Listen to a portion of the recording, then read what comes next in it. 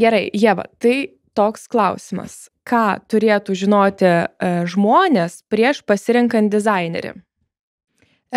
Mano manimu, visų pirma, tai žmogus turėtų įsivertinti savo biudžetą, ne tik pačiai paslaugai, ar jisai rinksis pilną paslaugos paketą, ar jisai ims kažkokią tai dalį, bet ir jau apsvarstyti, kiek jis yra numatęs pačiam įsirengimui, ar ne, tiek įsirengimui, tiek baldams, nežinau, ir tiem patiem dekoro elementam, užuolaidom ir užbaigtumui visam ir panašiai.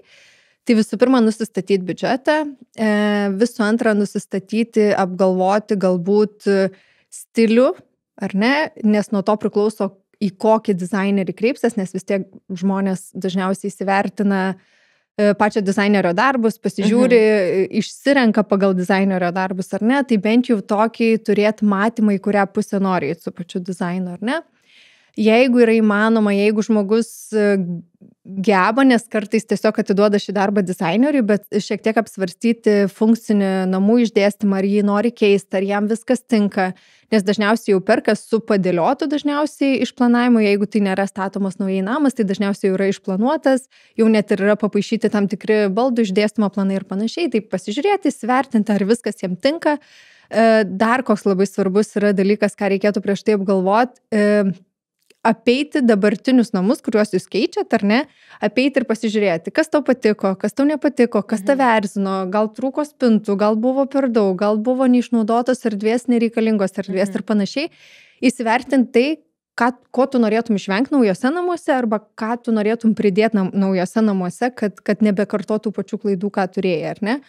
Tai va tokie mini namų darbai, o jeigu kalbant apie tai, kaip reikėtų išsirinkti galbūt dizainerį, ar ne, tai čia, manau, nėra jokių kažkokių paslaptingų triukų, ar ne, tai tiesiog ieškotose pačiuose internetuose, Instagrame, Google, paslaugos.lt, prieinamos informacijos apie dizainerius tikrai yra daug, pasiskaityti atsiliepimus, jeigu turi dizainerių iš savo aplinkos, iš draugų, iš artimųjų, kurie gali rekomenduoti jums interjero dizainerį, tai žinoma dar geriau.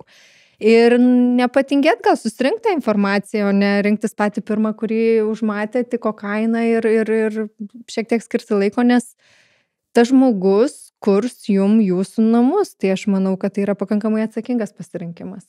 Na taip, iš tikrųjų labai geri patarimai, netgi, kad reikia apeiti visus namus, kuriuos žiūrėjai, pavyzdžiui, ir pasižiūrėti, kas patinka, kas nepatinka. Aš manau, čia yra super topinis patarimas, nes kaip tu gali žinoti, jeigu tu nebandėjai, nematėjai, neįsivaizduoji. Todėl, aš manau, tikrai yra labai svarbu, todėl, kaip ir sako Ieva, tikrai nepatingėkite, apeikite, pasižiūrėkite ir aišku, kad ateityje, būtinai vienas iš tokių niuansų, kad sutaptų skoniai su dizaineriu. Ir pats vaibas. Susitinkė su žmonėmis, taip pat kaip ir su brokeriais, su mumis. Tų brokerių labai daug. Ir kodėl turi rinktis būtent Andželika, aš žinau, kodėl ją rinkčiausi, bet tarkim, kiti žmonės tai taip ir yra, ir žiūri, renkasi. O kur jūs, Ieva, galima rasti? Tai lygiai tuose pačiuose standartiniuose, ar ne, Instagrame, Facebook'e gal šiek tiek esu ramesnė vartotoja, tai tikriausiai Instagramas, paslaugos.lt, lygiai taip pat yra mano internetinė svetainė, kur galima informacijos rasti apie mane. Tai ir aš tikiu tuom, kad tas klientas, kuris turi ateiti pas mane, tai jis mane ir atras. Aš irgi tiesa. O dar toks klausimas, ar pavyzdžiui teko, kaip pavyzdys, jau klientas išsirinko tave, ar teko su juo kartu eiti ir apžiūrinėti kitus namus, žinai, taip slapčiai pasižiūrėti, kas tinka, netinka, būdavo tokia atveju? Dabar priminėjau vieną situaciją, kuri tarp kitko praeitą savaitę įvyko. Ten yra statomi, net nežinau kiek ten vienetų, bet labai didžiulis kotedžų kompleksas, ar ne, ir mes su klientu susitikom, sako, jau yra keliai rinkti, sako, einam, pašniukštinėsim, kaip ten kas įrengta, kaip kas padaryta, sako, gal mums kils idėjų. Sakau, gerai, žodžiu, mes einam ir žiūrim, kas gerai padaryta, kas klientui patiko, kas nepatiko, ir žodžiu, aišku, mes gavom paskui velnių, kad mes vaikštam po ne savo valdas ir kad taip daryti, nes jau tie būstai yra įsigyti ir jie yra jau žmonių, tiesiog juose vyksta remontai. Ir mes su statybininkais gražiai pakalbėjom, susitarėm, jie mus įleido apžiūrėti ir panašiai, tai gavom velnių ir pasižadėjom niekada taip daugiau nedaryti.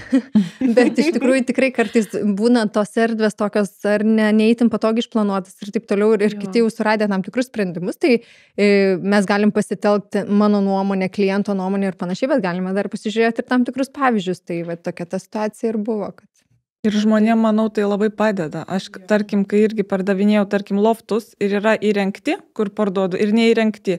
Įeina žmonės į tą neįrengtą ir, tarkim, galvoju, blemba, o kaip čia viskas tilps. Aš sakau, einam, parodysiu. Parodau ir jie tada, oi, ir čia faina, va čia nelabai faina. Arba jeigu kelis turėdavau, tai į kelis, nuvesdavau ir skirtingi sprendimai. Ir tikrai yra, kur labiau vieniems patiko salelė, kitiems patiko tokia virtuvė prie sienos. Tai ta prasme, tai vizualiai padeda. Tai manau, jums tą praktiką reikia gal taikyti, tik tai eiti jau, kur galima įsiprašyti kažkur apžiūrėti. Ir net taip pat paantrinsiu, kad šitie dalykai tikrai labai padeda ir mes, tarkim, prieš pradedant projektą, ar ne, klientui mes pasiūlom ant 2D planelio, ant brėžinio skirtingus baldų išdėstymo variantus, bet tikrai kartais žmonėm labai sunku įsivaizduoti brėžinį pateiktą išdėstymą ir kaip jis realiai atrodys, ar ne, kartais, kai tu dirbi, atrodo tau labai paprastai ir labai čia viskas aišku, bet žmogui, kuris ypatingai pirmą kartą dar įsirenginėja namus, yra ganėtinai sudėtinga ir tas pasivaikščiojimas po kitus namus ir pasižiūrėjimas, o aš čia galvoju, kad čia šita sofa niekaip netilps, bet pasižiūrėk, telpa ir viskas, realiai jam įsivertinti yra daug patogiau. Aišku, ne visada mes turim tokių galimybių, bet kaip ir minėjau, nebūtinai pasivaikščiot po tuos kažkokius panašius namus, bet pasivaikščiot ir po savo namus, tiesiog kuriuose tu gyveni dabar, ten galbūt tu keiti butą į nuosavą namą ir panašiai ir pasivaikščiot, ar ne? Galbūt pas tave bute stovi labai didžiulė sofa, kuri užima labai labai daug vietos, bet tu jos net neišnaudoji, gal tu vienas gyveni, ar ne? Ir panašiai, tai įsivertinti tokius dalykus, kas tau buvo reikalinga, kas nereikalinga, ką galbūt reikėtų pakeisti ir tų pačių dalykų nenaudoti būsimuose namuose. Žodžiu, tu iš tikrųjų turi pamatyti, kas tau patinka, nepatinka dabartiniuose namuose, kas tinka ir netinka ir būtinai, apsižvalgyti, galima tai pasakyti ir pasižiūrėti galbūt, ko tu norėtum savo namuose. Taip? Taip, ir mes, kaip sakant, labai džiaugiamės, kad Ieva sutiko mums pakomentuoti apie tą dizainą ir apie paslaugą. Tai jeigu ieškote patikimo, gero dizainerio, tai mielai kviečiame kreiptis į Ievą. Jinai tikrai jums padės ir gražiai apstatyti, ir jaukiai, ir pagal feng shui. Kontaktai apačioj. Sekite mus. Ir komentuokite, galbūt jums irgi teko susidurti su dizaineriu ir kokia buvo jūsų patirtis.